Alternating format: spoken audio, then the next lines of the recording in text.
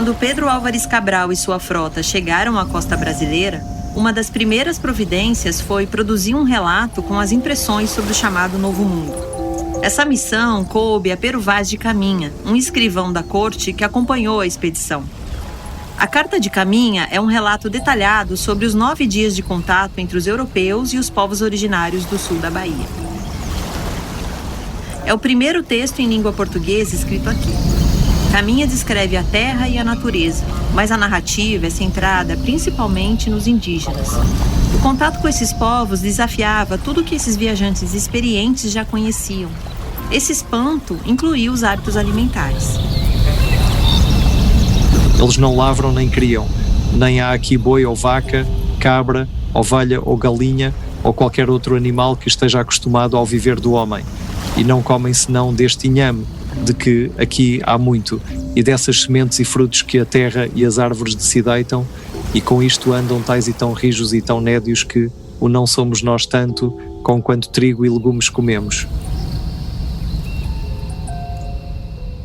Traduzindo para o português contemporâneo, rijos e nédios era uma maneira de elogiar a aparência saudável da pele dos indígenas brasileiros. A ausência de bois, vacas e animais de criação entre os indígenas causou surpresa e foi digna de nota no relato enviado ao rei Dom Manuel. Isso seria um prenúncio da chegada desses animais no Brasil pouco tempo depois, em 1533. Com incentivo da corte portuguesa, em pouco tempo, os bovinos ocuparam parte do litoral brasileiro. A princípio, eram usados como meio de tração em fazendas de cana-de-açúcar e nas primeiras atividades de mineração. Depois, também passaram a servir de alimento. Aos poucos, a criação de gado foi se estendendo ao interior do país. Os bovinos foram se adaptando aos nossos biomas. Novas raças brasileiras surgiram a partir desse processo. O leite e a carne bovina passaram a fazer parte da nossa alimentação. De norte a sul, a cultura em torno da pecuária entrou nos festejos populares, na música e no folclore. Vai, boiadeiro, que noite já vem. Guarda o teu gado e vai pra junto do teu bem. A mitologia em torno desses animais, presente em sociedades milenares, foi adaptada e abrasileirada, até na religião. Cadê minha corda de laçar meu boi? O meu boi fugiu, eu não sei pra onde foi. Cadê minha corda de laçar meu boi? O meu boi fugiu, eu não sei pra onde foi. Desde a chegada do primeiro boi no Brasil, o caminho traçado para esses animais ao longo de 5 séculos explica muito sobre como chegamos onde estamos. O consumo de carne, bovina especialmente, para o brasileiro, carrega muitos significados. E a gente passou a comer picanha, eu digo todo dia, nós vamos voltar a comer picanha. É tudo que o povo quer, Ratinho. O povo gosta de coisa boa, cara. E é a carne bovina que hoje coloca o nosso país em uma encruzilhada. 2024 foi o ano mais quente da história. A temperatura do planeta subiu 1,5 graus Celsius, a primeira vez que isso acontece em um período de um ano. O Brasil enfrenta ondas de calor extremo. O aquecimento global não é mais uma ameaça futura, é uma realidade, e que passa pelo nosso prato. Mais de 70% das emissões de gases do efeito estufa estão relacionadas à pecuária e ao agronegócio. E você já viu uma reportagem sobre mudanças climáticas ser ilustrada com uma fatia bem suculenta de picanha? Eu aposto que não. Os bois e as vacas estavam na certidão de nascimento do Brasil. Será que eles estarão também na certidão de óbito? A gente te convida a entender como a pecuária está nos levando a um colapso no clima. Eu sou Mariana Costa e você está no Prato Cheio, o podcast do Joio e o Trigo. Este é o primeiro de 2 episódios sobre a relação entre carne bovina e o caos climático no Brasil.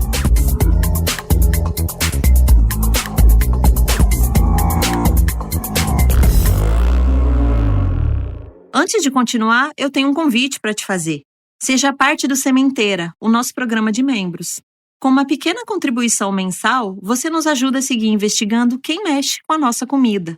Para saber mais, é só entrar em nosso site e ir na seção Contribua. É o joioeotrigo.com.br/contribua. Faz mais de 7 anos que o Joio investiga sobre alimentação. Algumas das nossas reportagens até falam sobre pecuária, mas esse nunca foi o foco central das nossas discussões. A gente demorou a chegar nesse assunto, em parte porque já tem outros veículos cobrindo e cobrindo bem. E em parte também porque a gente não tinha certeza de qual poderia ser a nossa contribuição para esse debate. Enfatizar a redução do consumo individual era algo que queríamos evitar. Essa história que a gente precisa deixar de comer carne. Mas a gente quem?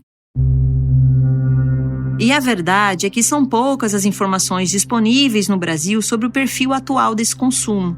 Sabemos que quem ganha mais, consome mais. E que alguns cortes considerados mais nobres são um indicador de status. A picanha talvez seja o exemplo mais emblemático. Sistemas alimentares são complexos. No momento em que a comida encontra o clima, essa complexidade aumenta. Não é tarefa simples explicar nem para gente que cobre esse assunto. Mas vamos tentar. A gente, de novo, precisa olhar para o passado para entender o presente e pensar no futuro.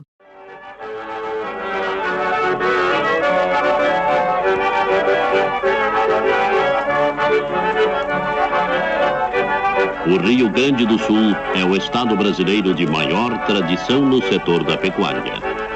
Milhares de propriedades recortam seu território. E o lendário vaqueiro gaúcho se movimenta orgulhosamente na campanha, fiel aos seus hábitos de independência, orgulhoso de sua destreza e imbuído do amor à terra e ao mistério pastoril. Esse vídeo é de 1974 e foi produzido pela ditadura. A Embrapa, empresa brasileira de pesquisas agropecuárias, tinha acabado de ser criada. Quase 13 milhões de bovinos lotam as planícies e coxilhas do Pampa rio-grandense. Os rebanhos estão sendo constantemente aprimorados.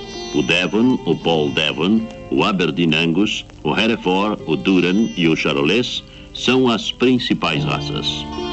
Elas produzem cortes do tipo continental B e F, o Chilled Beef e outros do agrado do mercado europeu. Presta atenção nesse número: 13 milhões de cabeças de gado. Naquela época, o Rio Grande do Sul se destacava na pecuária de corte. A ditadura tentava criar uma imagem moderna para a criação de gado. E essa imagem tinha uma dupla finalidade, mercadológica e política. Externamente, conquistar mercados para a carne brasileira e internamente ocupar territórios. O restante da história, ou parte dela, talvez você já saiba. Os militares construíram a Transamazônica e toda uma rede de rodovias cortando o Cerrado e a Amazônia. A pecuária de corte passou a receber ainda mais apoio econômico do governo. O rebanho começa a crescer ano a ano. O gado vai subindo ao norte, junto com os povos do sul e do sudeste. Desde o Brasil colônia até o Brasil do agronegócio, essa ocupação aconteceu às custas de devastação ambiental, concentração de terras, grilagem, violação de direitos e conflitos agrários. A gente pode dizer que, grosso modo, o boi foi a primeira caderneta de poupança do país, o animal em que se depositavam os excedentes de dinheiro para depois multiplicar comprando novos animais e derrubando novas áreas de mata para criar esses animais e multiplicando domínio sobre territórios. Os anos de 1990 representaram um marco importante para a pecuária brasileira. O país conseguiu melhorar os padrões sanitários e ampliar a participação da carne na pauta de exportação. O que antes era escasso se transforma em uma superprodução. Em 50 anos, o crescimento do rebanho brasileiro foi maior que o da população. O número de bois e vacas aumentou 158%, enquanto o de humanos cresceu 115%. A Marcela Vecchione é pesquisadora do Núcleo de Altos Estudos Amazônicos da Universidade Federal do Pará. Ela explica as origens históricas da pecuária como uma estratégia para a ocupação do Brasil. Essa ideia parte de um pressuposto de que havia um vazio demográfico que poderia ser aproveitado como bem entendessem os donos do poder. Então, eu estava dizendo, né, dessa conexão histórica, né, que tem a pecuária, né, a pecuária em escala, né, industrial, né, com esse movimento de ocupação, né, do país mais antigo mesmo, né, ou seja, que dependia também de uma conexão de um imaginário da produtividade e de uma atividade até, e de ver a pecuária como uma atividade civilizacional, né, que ia ajudando a demarcar territórios, né, como se não tivessem pessoas ali, né, naquele local onde a pecuária vai avançando, que depois vai se associar aos padrões de grilagem mesmo, né. Se a gente olha a localização desse rebanho, quase 1/3 está concentrada nos estados da região norte, onde também está a Amazônia. Rondônia, por exemplo, tinha pouco mais de 41 mil bovinos em 1974, quando o IBGE começou a fazer essa medição. Em 2023, o rebanho ultrapassou 18 milhões de cabeças. Isso significa que Rondônia tem hoje 11 bovinos para cada habitante. E que, sozinho, o estado supera o que o Rio Grande do Sul tinha 5 décadas atrás. As emissões de gases do efeito estufa relacionadas à agropecuária praticamente triplicaram neste mesmo período. Nessa conta também entra o desmatamento causado pela soja, uma cadeia ligada diretamente à produção de proteína animal. Estima-se que 80% da soja produzida no Brasil vire ração, inclusive para bovinos. O Brasil tem 179 milhões de hectares de pastagens.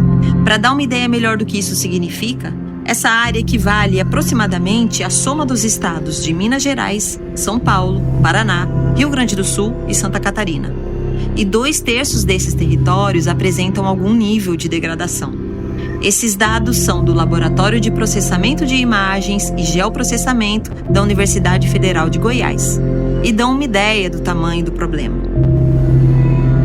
E é a soja também que vem ocupando pastagens degradadas ou sendo integrada ao rebanho, naquilo que muitos, inclusive o governo brasileiro, têm vendido como uma solução ecológica. Calma, que a gente te explica melhor depois do intervalo.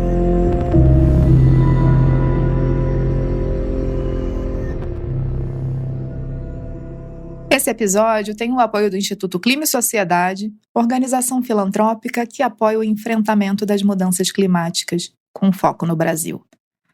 O Jô e o Prato Cheio são mantidos com o apoio de organizações da sociedade que atuam na promoção da alimentação adequada e saudável.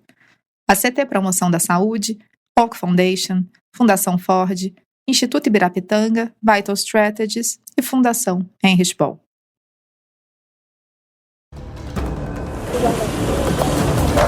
Olha isso! A escalada era a maior tragédia climática no Rio Grande do Sul. Vai ficar muito quente em várias regiões do país nos próximos dias. Quem aí está preparado para mais uma semana de ondas de calor extremo? Vídeos novos chegando da chuva que caiu em São Paulo nas últimas horas, nos últimos minutos. É provável que você se sinta culpado a respeito de algumas escolhas. O carro movido a gasolina, o tanto de lixo que produzimos, a falta de descarte adequado, o plástico em quase tudo, o desperdício de água, a árvore que faltou plantar. São muitas as culpas que o indivíduo do século XXI carrega. Nas imagens que ilustram o noticiário sobre eventos climáticos, em geral o que vemos são queimadas em áreas de vegetação, fumaça dos carros ou da chaminé de uma fábrica, a queima de gás em uma refinaria de petróleo. A Renata Potenza é especialista em políticas climáticas do Imaflora, uma organização sem fins lucrativos que promove soluções sustentáveis e mantém um diálogo mais próximo com empresas e associações empresariais. A gente sabe que a principal fonte aí de emissão de gás de efeito estufa global são os combustíveis fósseis, né? E o Brasil tem esse perfil um pouco diferente, né? Nós temos também essa parte, mas no Brasil o que mais contribui é essa questão da mudança do uso da terra, ou seja, o desmatamento, né, que aí com quase 50%, e depois o setor agropecuário que vem com essa parte da produção em si. Quando a gente vai olhar no montante, o uso da terra, se a gente for ver até que passa de 70% das emissões, é um perfil diferente dos outros países. Então o Brasil emite mais justamente por conta da questão do desmatamento e por ter um rebanho bastante expressivo. Em 2023, o total de gases do efeito estufa caiu graças à queda no desmatamento da Amazônia no primeiro ano do governo Lula. Mas as emissões relacionadas à pecuária não. Pelo contrário, o setor quebrou seu próprio recorde pelo 4º ano seguido, com 631 milhões de toneladas de gases do efeito estufa. E o desmatamento recuou na Amazônia, mas avançou para outros biomas, como o Pantanal e o Cerrado. 600 e tantas toneladas de gases são um número abstrato para a maioria de nós. Não vemos esses gases, é difícil de mensurar. Mas as consequências são bem perceptíveis, mesmo a milhares de quilômetros de distância. O desmatamento para criar gado ou lavoura aumenta as emissões de carbono. Mas o ato de pastar também contribui, e muito, por causa de um outro gás, o metano. Isso acontece porque os bovinos mantiveram o rumen, uma espécie de estômago mais rudimentar que o nosso. O metano seria mais ou menos equivalente ao nosso suco gástrico. Ele digere os alimentos e é expelido pelo boi na forma de gases. A pecuária é o principal emissor do gás metano hoje no Brasil. E esse gás metano, ele tem um potencial de aquecimento muito grande, né, em relação aos outros gases. Então ele tem um potencial aí de aquecimento da atmosfera 28 vezes mais do que o dióxido de carbono, né, que o CO2. Então ele tem um potencial grande, mas ele tem um tempo de vida mais curto na atmosfera, né? Então enquanto a gente está falando aí para outros gases de 100 anos, a média do metano é de 12 anos, 15 anos. Uma pesquisa recente divulgada pela Folha de São Paulo revelou que 29% dos brasileiros acham que as emissões ligadas à agricultura e à pecuária são moderadas. A desinformação é especialmente alta nas classes mais pobres, justamente aqueles que vão sentir mais os efeitos. E pior, apenas 4% entendem que esse setor deve ser responsável por reduzir essas emissões. Outro dado impressionante dessa pesquisa é que 34% dos entrevistados não sabem o que são as mudanças climáticas. E não é difícil imaginar por que os brasileiros andam tão alienados da conexão entre o sistema alimentar e o meio ambiente. Agropop. Agrotech. Se internamente a gente vive um misto de alienação e negacionismo climático, vem do exterior a maior pressão para que o Brasil se comprometa a conter o desmatamento, reduzir as emissões e criar um sistema confiável de rastreamento individual dos bovinos. Para lidar com essa pressão, uma das estratégias que empresas privadas e instituições de pesquisa vêm adotando é a chamada integração lavoura-pecuária-floresta. A ideia é criar um consórcio de atividades com os animais dividindo espaço e intercalando o uso da terra com lavouras e o cultivo de árvores. Aqui no Imaflora mesmo a gente vem olhando para esses modelos, vem calculando aí a pegada de carbono de alguns modelos. A gente já olhou para macaúba, por exemplo, integrada com outras culturas.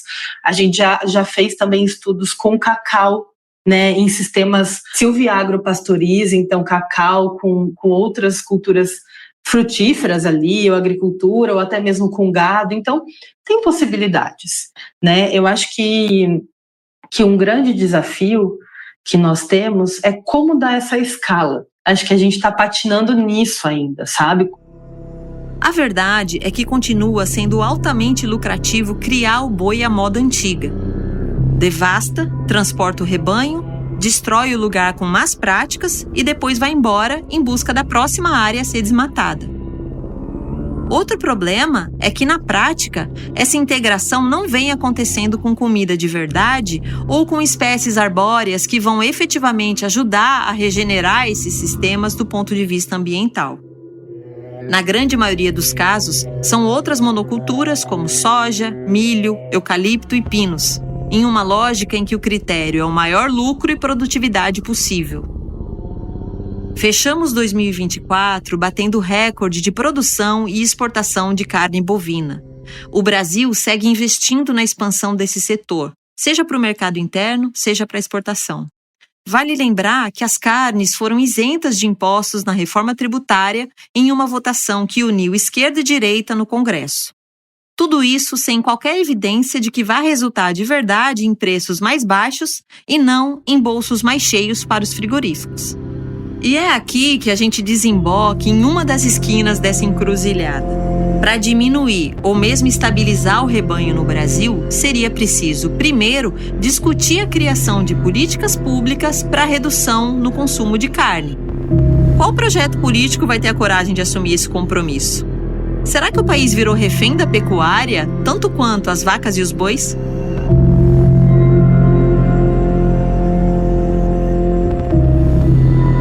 O Maicon Schuber é professor da Universidade Federal do Rio Grande do Sul e estuda esse tema há muito tempo. Sou agrônomo, de formação. Trabalhei um bom tempo com extensão rural também. E com gado leiteiro também, quando era extensionista.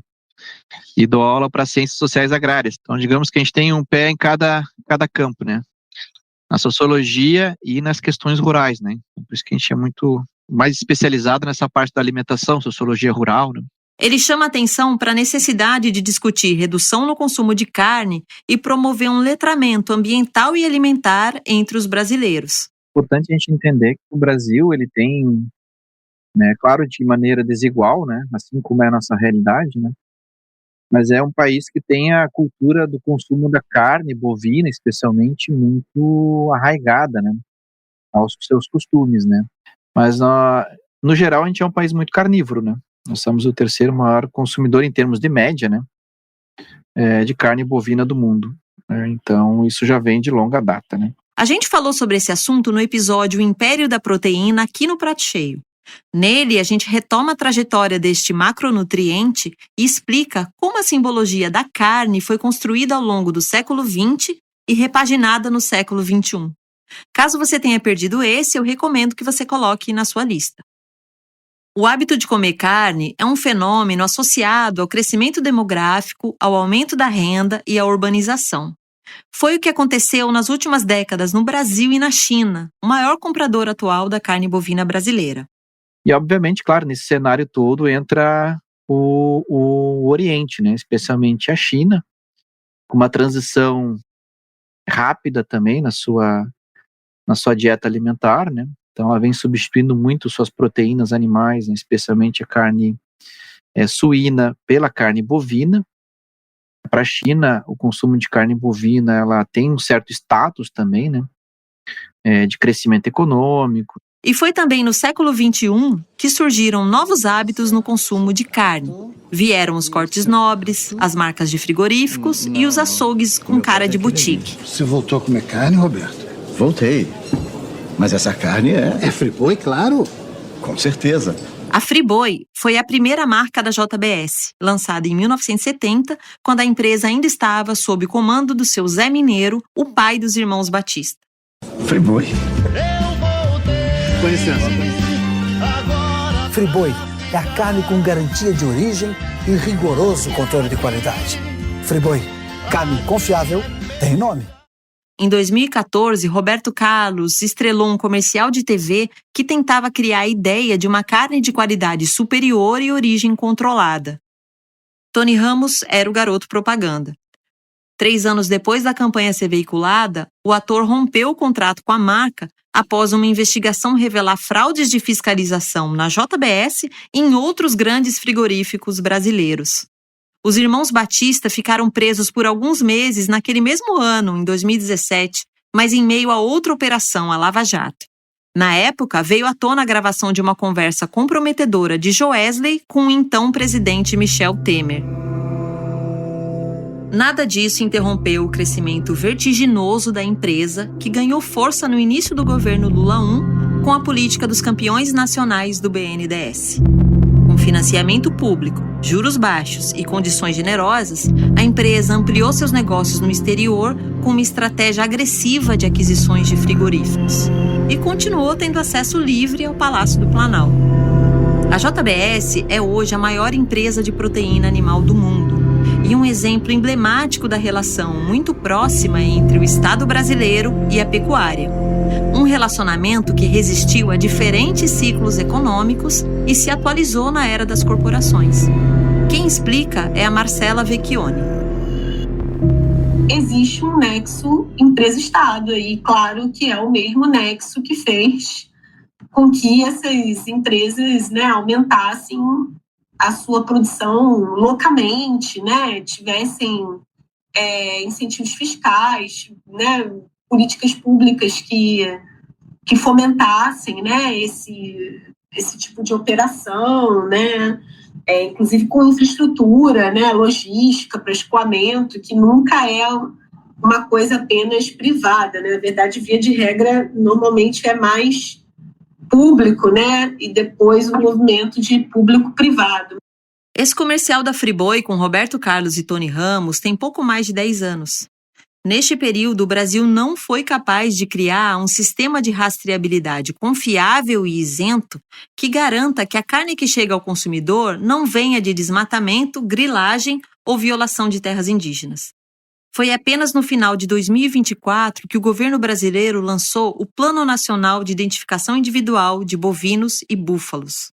A implementação será gradual e a previsão é que todos os animais estejam rastreados até 2032. Isso só aconteceu após muita pressão de ambientalistas e de alguns países compradores. Ainda assim, o discurso do Ministério da Agricultura é muito mais de controle sanitário do que resolver ou mesmo amenizar os problemas socioambientais relacionados à pecuária. Ter um sistema de rastreabilidade confiável permitiria, entre outras coisas, pensar em medidas como a rotulagem climática, algo que poderia ajudar a conscientizar o consumidor.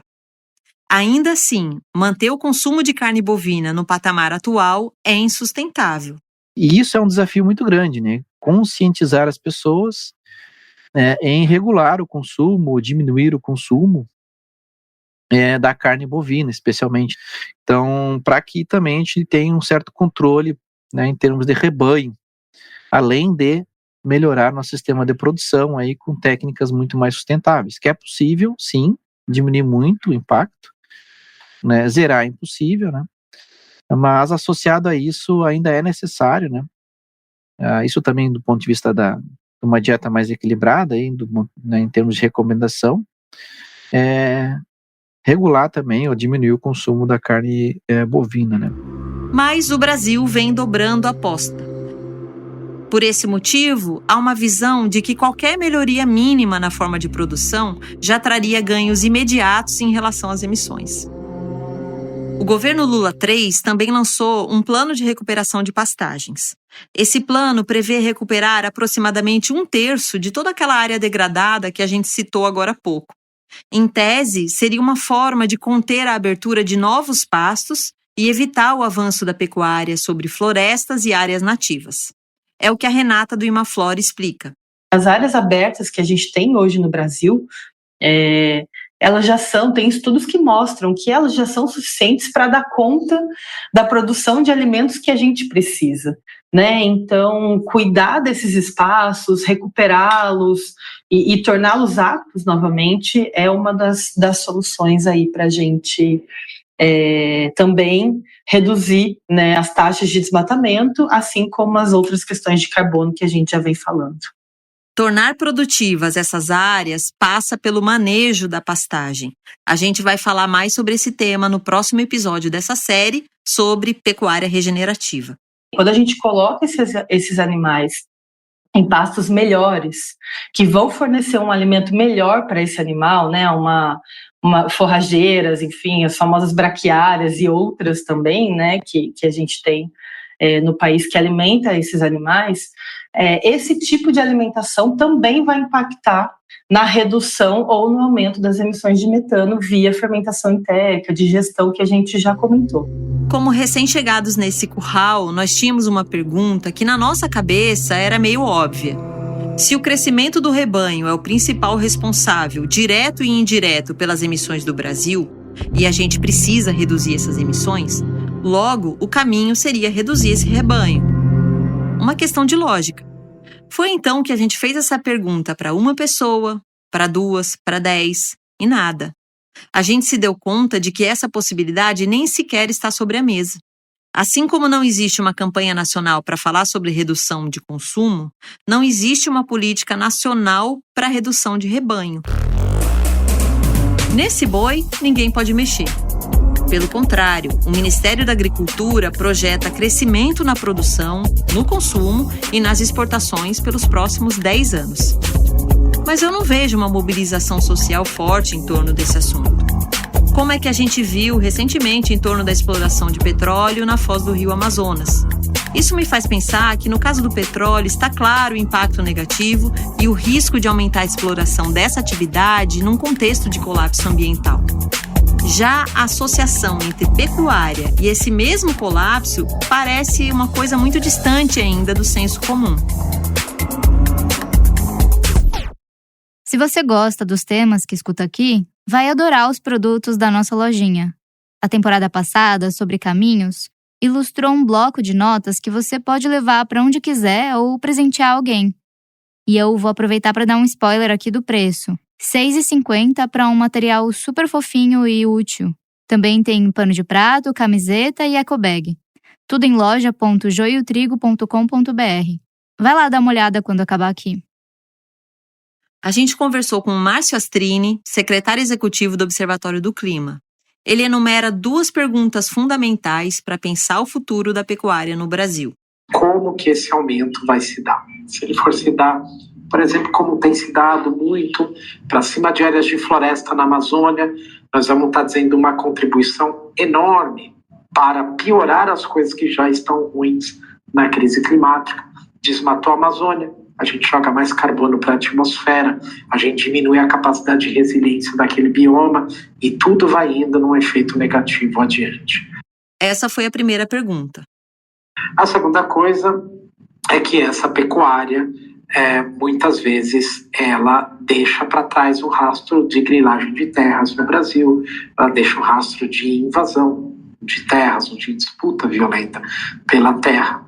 Pecuária que desmata, pecuária que invade área, pecuária que invade unidade de conservação, pecuária que destrói, essa sim é uma má pecuária, que a gente tem que rever esse modelo.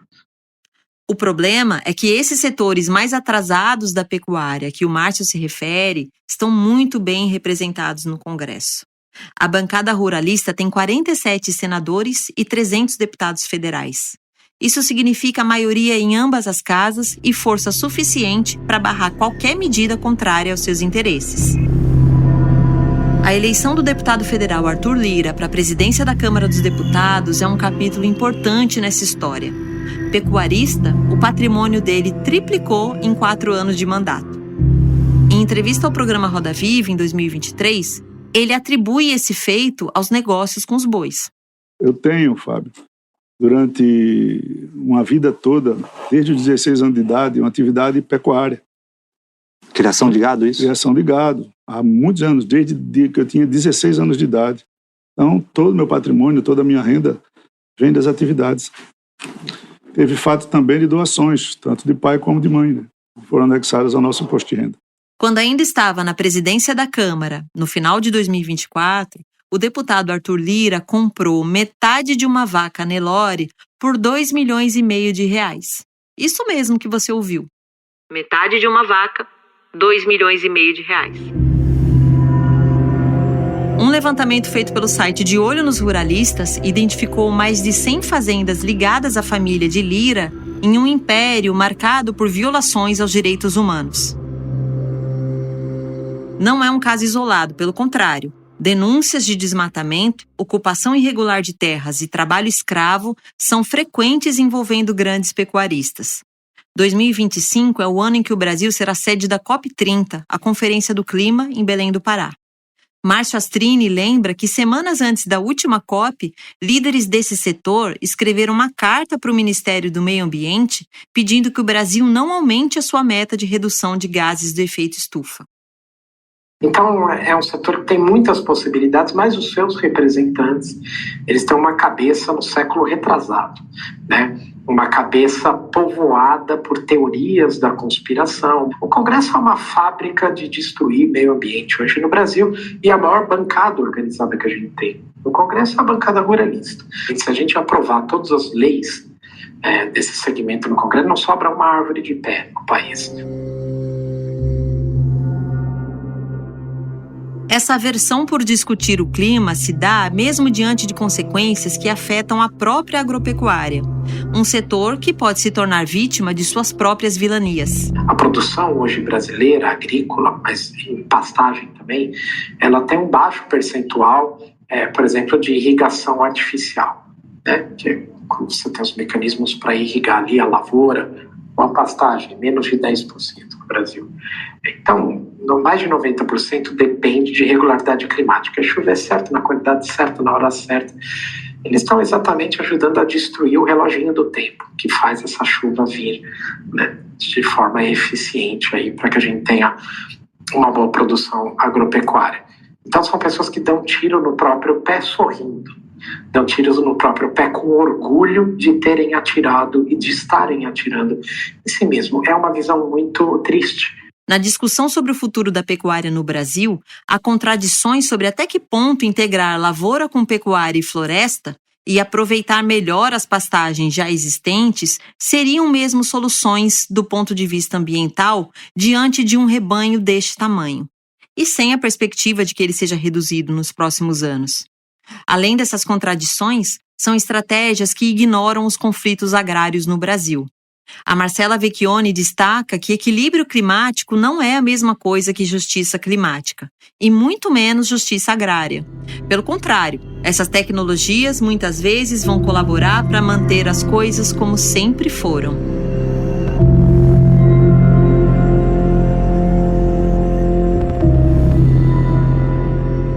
Então vai lá, o cara é fornecedor da JBS, né? E porque tem um investimento também lá do fundo JBS pela Amazônia, lá na área que o cara fornece, ele vai absorver as tecnologias relativas à integração lavoura, pecuária, floresta, né, para gerar um determinado padrão de produção ali relativo ao rebanho, para o fornecimento para a JBS, entende? Que no final das contas vai servir a um processo de rastreabilidade e agregação de valor da JBS. O Brasil produziu quase 11 milhões de toneladas de carne em 2024, a maior quantidade já registrada pela Companhia Nacional de Abastecimento, que monitora esses dados. Desse total, pouco mais de 1/3 foi exportada, quase metade para a China. O restante foi consumida pelos brasileiros mesmo. A gente sabe, e já tratamos aqui no Prato Cheio, que a discussão sobre consumo não é simples de fazer. A gente vai se aproximando do fim desse episódio com mas algumas reflexões. A pecuária pode ser sustentável com essa escala? Faz sentido pensar em equilíbrio climático dissociado da ideia de justiça social e do bem-estar dos animais? A gente te convida a ouvir o segundo episódio dessa série e sentir um pouquinho de esperança. Floresta, ao fundo as vacas de repasse. Aquela vaquinha que você falou que você conhece desde bebê. A morisca, pastoreando, ai que lindeza. Fomos até o Paraná conhecer de perto uma produção sustentável de gado de leite. A pecuária regenerativa é o assunto do nosso próximo episódio. A pesquisa desse episódio foi feita por Lorena Tabosa. Eu, Mariana Costa, assino o roteiro. A Luísa Coelho faz a produção executiva do Prato Cheio. A direção é de João Pérez. A edição de som e as trilhas são do Vitor Oliveira.